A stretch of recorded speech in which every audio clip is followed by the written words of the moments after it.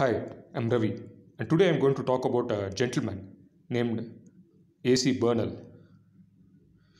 Bernal was a multifaceted personality, an vastly underrated genius, and a typical polymath. The word polymath could have possibly been invented especially for him, for he fitted its description. No one fitted its description more perfectly than him. He was also a polyglot. He spoke many languages and he could read ancient scripts. A.C. Bernal or Arthur Coke Bernal was born in England in 1840.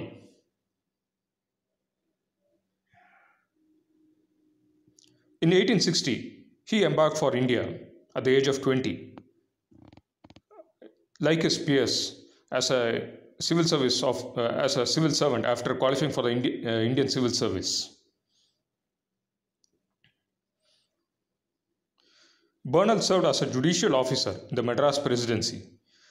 But even prior to his departure for India, he had a keen interest in Sanskrit.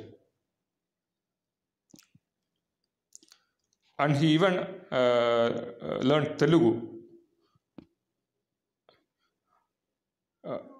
Before leaving for India, he published a volume cataloging Sanskrit manuscripts. In India, Bernal served for a while as district judge in South Canara. During this period, he compiled a book on the folk deities of South Canara.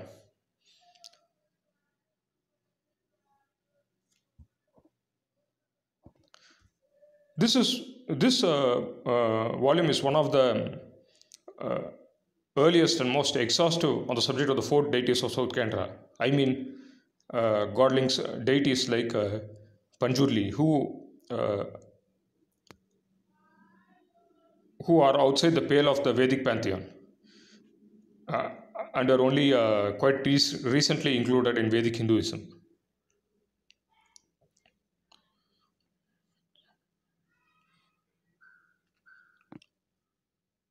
In the early 1870s, Bernal was appointed district judge in Tanjore district. This proved to be a turning point in his life, for he achieved most of his fame during his tenure as district judge in Tanjore. It was also during this period that he embarked on the mission of his life, the cataloging of the Sanskrit manuscripts in the Saraswati Mahal library. I don't think there will be many who would be ignorant of the Saraswati Mahal library, but for those who are not aware of it, let me give a brief description. The Saraswati Mahal library is one of the oldest and biggest collection of Sanskrit manuscripts in South India. It was established in the 15th or 16th century AD by the Nayaks, who are the predecessor of the Tanjore Maratha kings. However, the bulk of the collection dates to a time of Sarfoji II, the Maratha Raja Sarfoji II or Saraboji. I don't think there would be many who would be ignorant of Raja Saraboji, but for those who don't know him, he was an eclectic personality, a polymath and a polyglot, just like Arthur Coke Bernal. He was interested in ophthalmology and literature. He wrote dramas in 4 or 5 languages, and he had a vast collection of books. It is for this collection that he is known today. His collection included encyclopedias, thesauri, dictionaries, Bibles, scientific equipment, and he even commissioned a whole ivory skeleton to study anatomy. Now coming back to Arthur Coke Bernal. Bernal spent many years cataloging the Sanskrit manuscripts in the Saraswati Mahal library, and this mission totally wrecked him. This he had started this venture at the suggestion of Lord Napier, a former governor of Madras. And the mission lasted the whole span of his stay in India, and only it was quite late before he could publish his entire work. Apart from manuscriptology, Bernal also took a keen interest in the Brihadishvara temple. He was especially interested in reading those inscriptions that covered the walls of the Brihadishvara temple. With this aim in mind, he took an assistant, a local scholar named Madurai Muthaiya Pillai, and requested him to copy down the inscription on paper. From this piece of paper, Bernal deciphered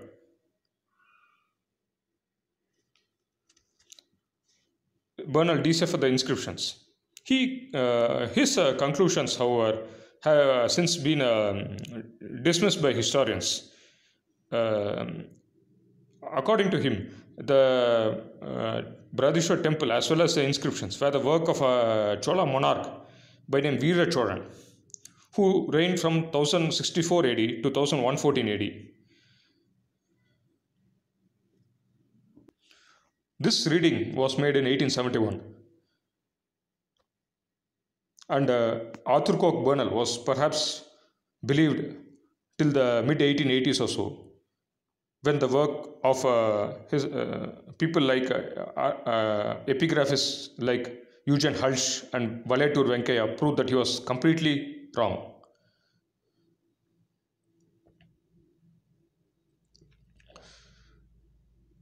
The Brihadishvara temple was actually constructed a century earlier than the date given by Arthur Coke Bernal, and it was constructed by a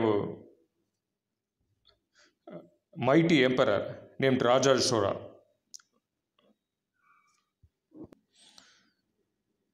But even though Arthur Coke Bernal was way off the mark, his researches into the history of his inquisitiveness in the history of Brihadishvara temple and those inscriptions probably motivated Hulsh and Venkaya to pursue their mission.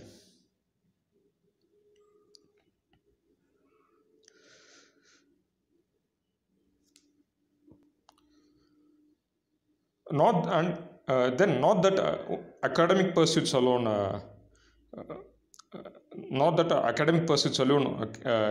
interested Arthur Coke Bernal. He was also very much active in the social life of Tanjore district, and he was one of the founders of the Tanjore Union Club, and he inaugurated its building in the city. The club still commemorates his memory.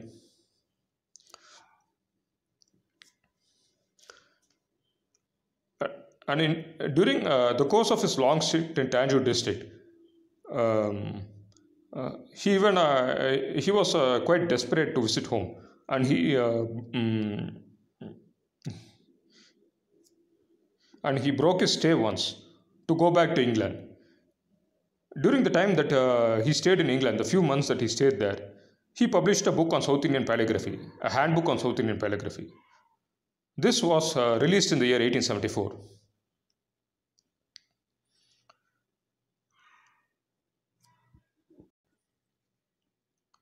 Arthur Coke Bernal was also interested in the Pallavi inscriptions at St. Thomas Mount. St. Thomas Mount is, of course, a place that lies to south of Chennai city. It is believed to be the spot where St. Thomas, the Apostle St. Thomas, was martyred. And the Pallavi inscriptions are the inscriptions that are found at the spot where his grave is believed to have existed. At the spot where St. Thomas is believed to have been killed. These inscriptions are in a language called Pahlavi.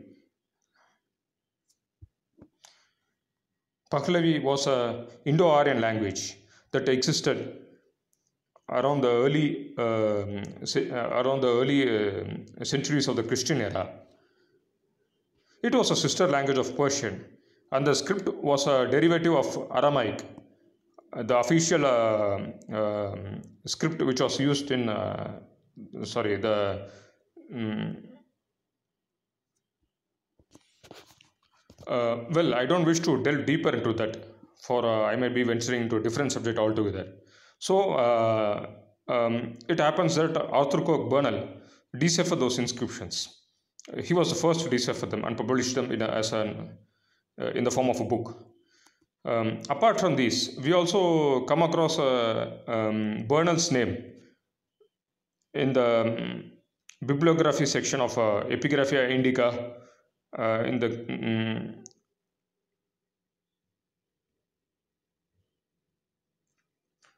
the bibliography section of Epigraphia Indica, and the various history books that we study in school or college.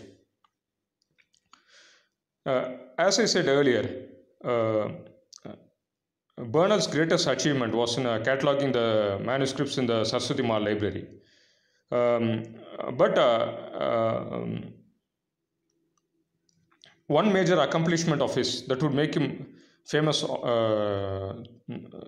a national, at a pan-Indian level, was the compilation of Hobbes and Jobson.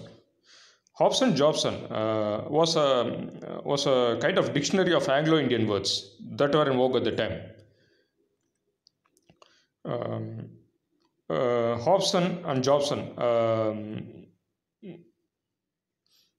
these they are typical English names, but these a Hobson or a Johnson, Hobson or a Johnson had nothing to do with this book.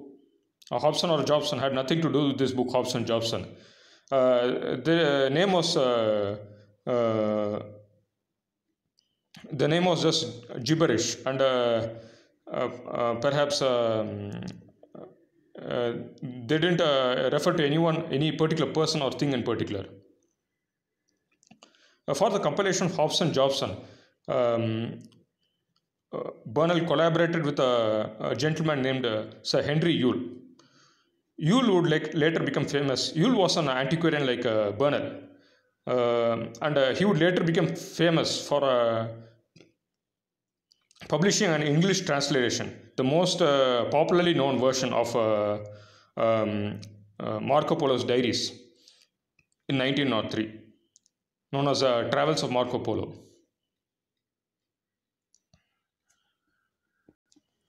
But Hobbes and Jobson was a cure book for his time, quite unique in the sense that no one else had compiled a dictionary for a particular dialect or a particular dialect of the English language, and it ran to nearly thousands of pages. It included words such as bandy, which referred to which was used to refer to an ox cart or a bullock cart. It's quite obsolete now, but this word is derived from the Tamil word vandi.